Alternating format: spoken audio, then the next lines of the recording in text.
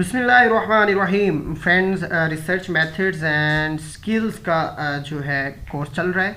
तो आज हम देखेंगे कि रिसर्च मेथड्स जो हैं कंप्यूटर साइंस में कौन से इस्तेमाल होते हैं और टिपिकल रिसर्च टेक्निक्स हमारी कौन कौन सी हैं। तो सबसे पहले हमारे पास आ जाती है एम्पिरिकल टेक्निक है, नॉन एम्पिरिकल टेक्निक्स हैं, साइंटिफिक टेक्निक्स हैं, techniques at the boundary, interpretivist techniques, engineering techniques. ठीक है, और नेक्स्ट हमारे पास आ जाता है एम्पिरिकल टेक्निक क्या होती है।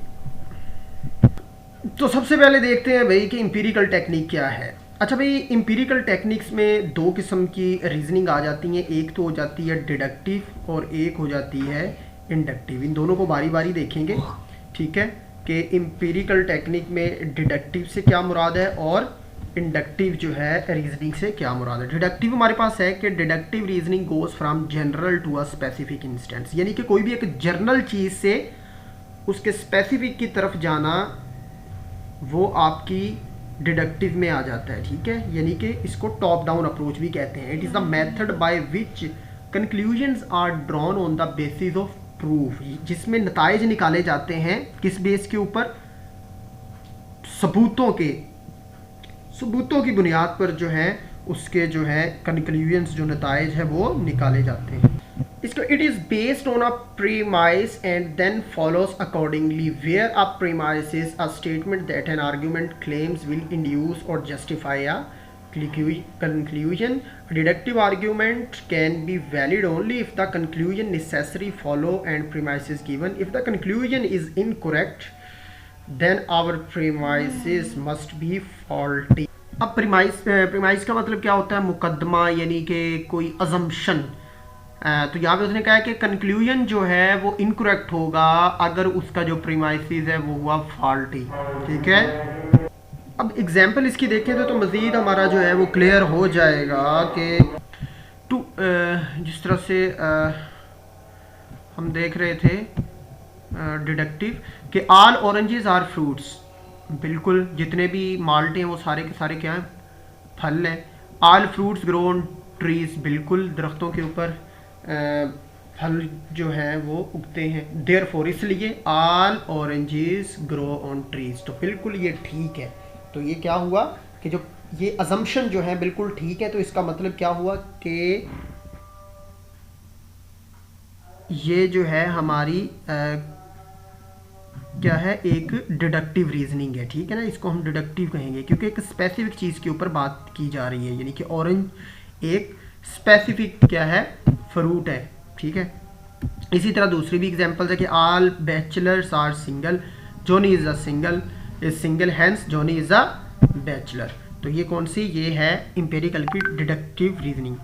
अब इंडक्टिव रीजनिंग पे आ जाते हैं। Inductive reasoning moves from specific, अब इसमें जो है स्पेसिफिक चीज़ से ब्रॉडर यानी कि जनरलाइजेशन की तरफ मूव किया जाता है, एंड थ्योरीज। ठीक है ना, इसको हम बॉटम अप यानी कि बॉटम से अप की तरफ अप्रोच भी कहते हैं। The researchers begin with specific observation and measure begin to then detect pattern and regularities, formulate some tentative hypothesis to explore, and finally ends up developing some general conclusions or theories.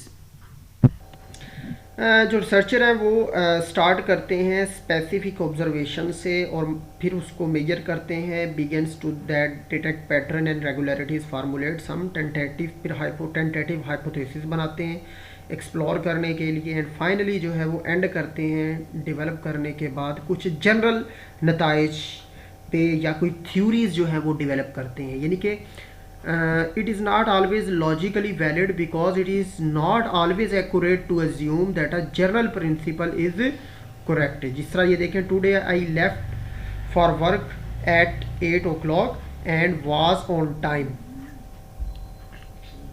Therefore, every day that I leave the house at 8 o'clock, I will arrive. Okay. या फिर it is cloudy and rain today, therefore every day that it is cloudy it will rain.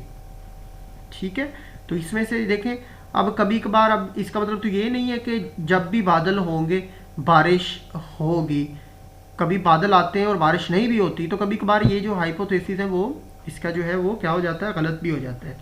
तो actually ये theories वगैरह जो है वो जितनी भी इन्वेंट होती हैं वो इंडक्टिव रीजनिंग की बेस पे होती हैं। अब इस दोनों का देख लेते हैं वर्सेस के, डिडक्टिव वर्सेस इंडक्टिव रीजनिंग। ये डिडक्टिव जो है वो टॉप डाउन है और इंडक्टिव बॉटम अप है। By nature inductive reasoning is more open ended and exploratory specially during the early stages.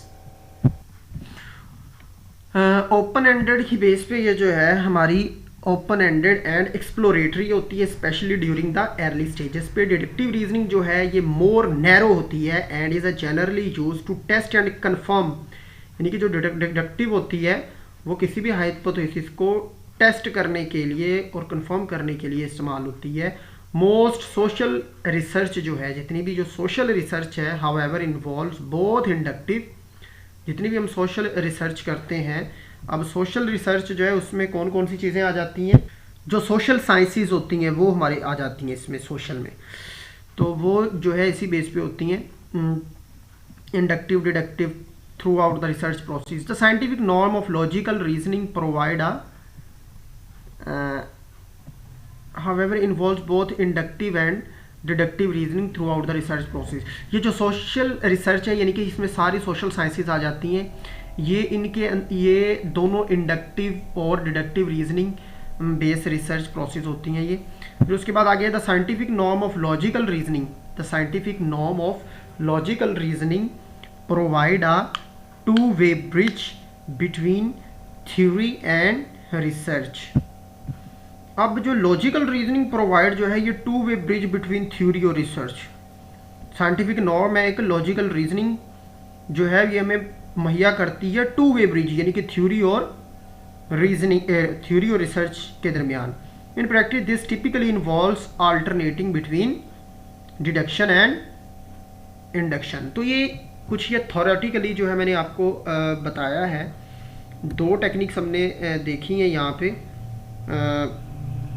एक इंडक्टिव और डिडक्टिव रीजनिंग जो है ये कैसी है, क्या है ये, और ये एम्पिरिकल की टेक्निक्स थी, सब टेक्निक्स थी, और इनके दरमियान में हमने फ़र्क भी देखा है। तो नेक्स्ट वीडियो में हम देखेंगे कि भाई जो हाइपोथेसिस है वो क्या चीज़ है।